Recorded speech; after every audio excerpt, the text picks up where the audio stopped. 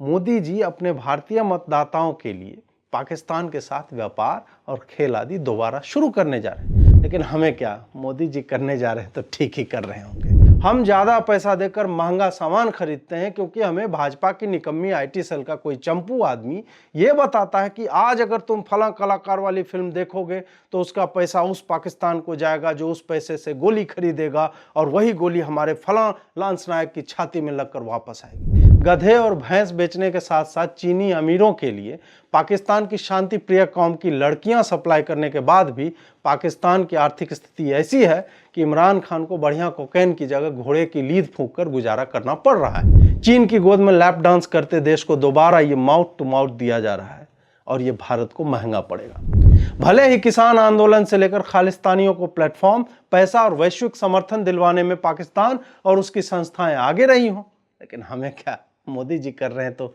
कुछ सोचकर ही कर रहे होंगे, ठीक ही कर रहे होंगे। जनता का क्या है, IT सेल वाले नैरेटिव बना ही देंगे कि अब आपका 56 की जगह 72 इंच का हो गया।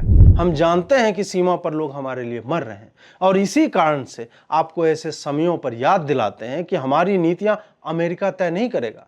रायता की प्रकृति है फैल जाने की और माननीय मोदी जी की प्रकृति है जिन्हें मेरा दिल लुटिया ओहो की। जैसे विष्णु भगवान के कई नाम हैं, वैसे मोदी जी के लिए बहुब्रीहि, तत्पुरुष, कर्मधारय आदि समासों में कई नाम बताए गए। जैसे कि चितचोर, जो कि एक ही दिल है मोदी जी के बाद भार्गव हिंदी शब्दकोश में मोदी जी के समानार्थक नामों में दर्ज किया गया।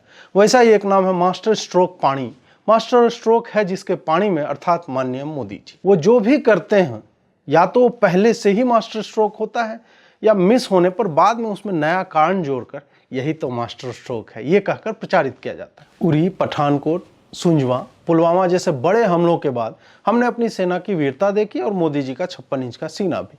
निस्संदेह मुंबई हमलों के बाद एयर स्ट्राइक को खड़ी वायुसेना को शांतिप्रिय समुदाय के वोटों के लालच में मनमोहन ने पाकिस्तान पर हमले की अनुमति नहीं दी, परंतु मोदी जी ने बादलों की गति नापते हुए पाकिस्तान को ऐसा पेला कि उसके अंग विशेष में आज भी पूर्वा हवा चलने पर सिहरन होती है कि कोई दोबारा बिना लुब्रिकेंट के ही आगे आप समझदार ही हैं। खैर, दर्जी के फीते से जब 56 इंच नापा जा चुका था और दूसरे चुनाव के बाद कठोर निर्णय लेने वाली सरकार पाकिस्तान का नाम सुनते ही दुत्कार दिया करती थी, उसी महान सरकार के बारे में खबरें आ रही हैं कि पाकिस्तान से जल्द ही सारे रिश्ते वापस शुरू करने वाले हैं।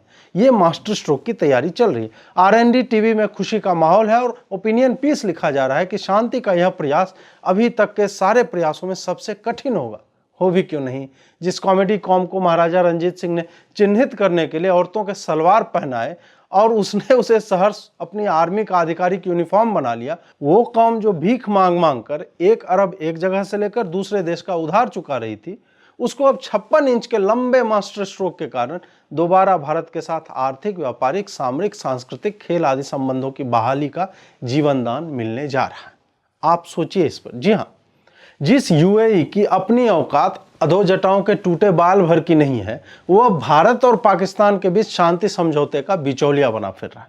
अमेरिकी सुरक्षा सलाहकार जैक सलीवन की शाह पर UAE को फ्रंट बनाकर पाकिस्तान जैसे देश को पुनर्जीवित करने की योजना बनाई जा रही है और भारत को यह झुंझुना पकड़ाया जा रहा है कि तुम शांति समझौता कर लो, अगर पाकिस्तान ने कुछ किया तो हम पेल देंगे। भैया जैक, तुम तो पेल दोगे, काहे कि तुम्हारे पास और कोई काम है नहीं। ट्रंप के टाइम में एक भी युद्ध नहीं हुआ और तुम्हारे आयुध भंडार में मकड़ियों के जाले पड़ रहे हैं। लेकिन इधर भारत कोरोना की मार से उभरता हुआ अपनी अर्थव्यवस्था को खड़ा करने में लगा है। क्या वो एक और युद्ध झेल सकता है? यूं तो माननीय मोदी जी की हवा देखकर बादलों की गति और प्रक्षेपास्त्रों का रास्ता तक बता देते हैं और राजनीति के चाणक्य उनके साथ ही घूमते रहते हैं, लेकिन वो चाणक्य नीति के उन श्लोकों को भूल जाते हैं जिसमें शत्रुओं के समूल नाश के बारे में कहा गया है कि उनकी संततियों को भी नहीं छोड़ना चाहिए। आलू, टमाटर और नान को तरसता पाकिस्तान वो नौटंकी देश है जिसने भारत को हर बार छला ही है। पाकिस्तानियों के धोखे का इससे बड़ा सबूत और क्या होगा कि उसमें शांति दूतों का ही शासन है। वो अपने बाप के नहीं होते, मोदी के घंटा होंगे। भले ही पाकिस्तान ने ISI के माध्यम से पिछले कुछ सालों में PFI को फंड दिए हों, जिसने CA और NRC की आड़ में हिंदू विरोधी दंगे करवाए, लेकिन हमें क्या, मोदी जी करने जा रहे हैं तो ठीक ही कर रहे होंगे। भले ही किसान आंदोलन से लेकर खालिस्तानियों को प्लेटफॉर्म, पैसा और वैश्विक समर्थन दिलवाने में पाकिस्तान और उसकी संस्थाएं आगे रही हों, लेकिन हमें क्या, मोदी जी कर रहे हैं तो कुछ सोचकर ही कर रहे होंगे, ठीक ही कर रहे होंगे। लंदन के भारतीय दूतावास पर 15 अगस्त को अंडे, टमाटर और पानी की बोतलें फेंकने वाला भी पाकिस्तान ही था। सॉरी, टमाटर नहीं था, अंडे ही थे। टमाटर तो इनके चाइनीज बाप भी ना खरीद पाए, अंडे तो ये मुर्गियों पे चढ़ के खुद ही बना लेते। खैर, मूल बात यह है कि भारत के दूतावासों पर प्रदर्शन होते हैं और विदेशों में रहने वाले भारतीय उसकी सफाई को जाते हैं। उधर की गंदगी इंडियन डायस्पोरा साफ करती है और इधर की गंदगी मोदी जी और शाह के मत्थे रहती है कि सर जी, मास्टर स्ट्रोक के नाम पर कुछ हैशटैग चला देना, जनता का क्या है। IT सेल वाले नैरेटिव बना ही देंगे कि अब आपका 56 की जगह 72 इंच का हो गया। इस देश की यह हालत है कि भारत में उसकी एयरलाइंस के नाम वाले खिलौना हवाई जहाज पकड़े जा रहे हैं और हम इस चक्कर में हैं कि दुश्मन तो बराबरी का होना चाहिए, तो पहले इससे व्यापार संबंध ठीक करके थोड़ा पैसा कमाने देते हैं, फिर ये जेट खरीदेगा, फिर वो हमारे इलाके में हमला करेगा, फिर हम उसे हवाई लड़ाई में मारेंगे और फिर वाह मोदी जी वाह, और एक ही दिल है मोदी जी, ये वाले मीम चलेंगे। चीन की गोद में लैप डांस करते देश को दोबारा ये माउथ टू माउथ दिया जा रहा है और ये भारत को महंगा पड़ेगा। मेरे सूत्र बताते हैं कि भारत और पाकिस्तान के मुद्दों पर रिपोर्ट करने वाले जितने भी विदेशी और भारतीय पत्रकार हैं जो विदेश नीति, सुरक्षा और इससे जुड़े मामलों पर लगातार लिखते बोलते हैं, उन्हें ससम्मान 12 साल तक पाले गए करिया कुत्ते की बोतलें और बाकी चीजें देखकर चुप रहने को बोला गया है। उन्हें तो आप मैनेज कर लोगे क्योंकि वो बड़े पत्रकार हैं, वो बेचारे ऐसे ही बिकते रहते हैं। लेकिन इस पाकिस्तान क्रिकेट बोर्ड का क्या करोगे? पाकिस्तान क्रिकेट बोर्ड यानी PCB, इसने ढोल पीट दिया है कि भारत के साथ T20 श्रृंखला इस साल के अंत तक हो सकती है। BCCI ने इस पर कोई भी जानकारी होने से इनकार कर दिया है।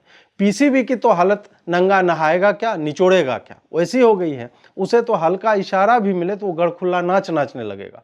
हुआ भी वही, उसे स्पॉन्सर चाहिए, ले देकर उनके पास 2 ही रोजगार हैं, आतंक और क्रिकेट। आतंक वाला मामला अभी फंडिंग के कारण बंद है और क्रिकेट तो इनके साथ कोई खेलना नहीं चाहता। गधे और भैंस बेचने के साथ साथ चीनी अमीरों के लिए पाकिस्तान की शांति प्रिय कौम की लड़कियां सप्लाई करने के बाद भी पाकिस्तान की आर्थिक स्थिति ऐसी है कि इमरान खान को बढ़िया कोकेन की जगह घोड़े की लीद फूंक कर गुजारा करना पड़ रहा है। इसी रियासत पुदीना के हुस्ने जाना और स्कोडा और लहसुन वजीर आजम इमरान खान के राष्ट्रीय सुरक्षा से जुड़े मामलों के सलाहकार मोहित यूसुफ, जिसके जीवन की एक अचीवमेंट तेरे नाम टाइप बाल सीट कर सस्ता सलमान खान बनना है, उसने एक गूढ़ बात कह दी है।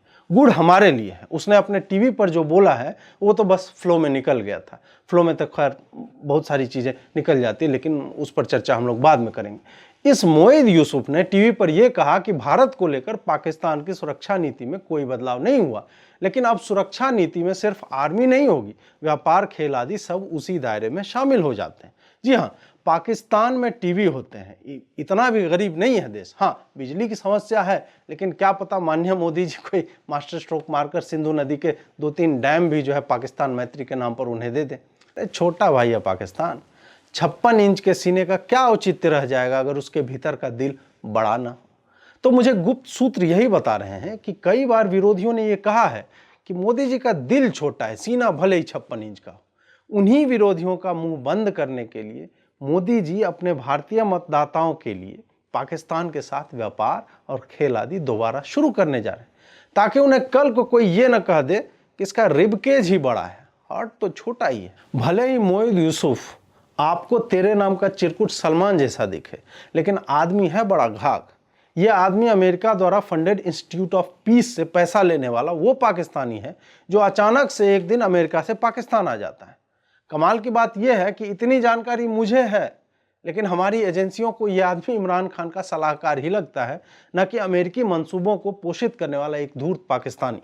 माफ कीजिएगा, पाकिस्तानी के साथ धूर्त इसलिए लगा रहा हूं ताकि मोदी जी को क्लैरिटी रहे कि पाकिस्तानी बाय डिफॉल्ट धूर्त ही होते हैं। वो क्या है ना कि पाकिस्तान के लिए इतना प्रेम उमड़ रहा है तो अपने कट्टर राष्ट्रवादी छवि को बरकरार रखने के लिए कड़े शब्द तो प्रयोग में लाने ही होंगे। आप ही सोचिए कि अमेरिका में पैसा पाता आदमी इमरान खान की सरकार के समय पाकिस्तान क्या करने आएगा। बोल मोहित यूसुफ रहे हैं, लेकिन शब्द जैक सलीवन के हैं। दूसरी तरफ आप यह देखिए कि पाकिस्तान का एक आदमी टीवी पर यह कह रहा है कि भारत को लेकर पाकिस्तान की नीति में कोई बदलाव नहीं है। फिर मोदी जी को अमेरिका पर इतना विश्वास करने की क्या आवश्यकता है? क्या अभी बादलों का रंग और उसकी स्थिति से मोदी जी का रडार अमेरिकी मंशा को नहीं पढ़ पा रहा है? ट्रंप और बाइडेन का अंतर पूरी दुनिया को समझ में आ रहा है, लेकिन उसकी वामपंथी नीतियों को भारत देखना ही नहीं चाह रहा। कोई ये समझा दे मुझे कि चीन को काउंटर करने के लिए हमेशा ही प्रो पाकिस्तान रहने वाले अमेरिका के कहने पर पाकिस्तान से हाथ मिलाना चाणक्य नीति की कौन सी सूक्ति में अनुकरणीय बताया गया। याद कीजिए वो सारे समय जब हमसे और आपसे बायकॉट स्कोडा से लेकर बायकॉट लहसुन तक ट्रेंड कराया जाता है।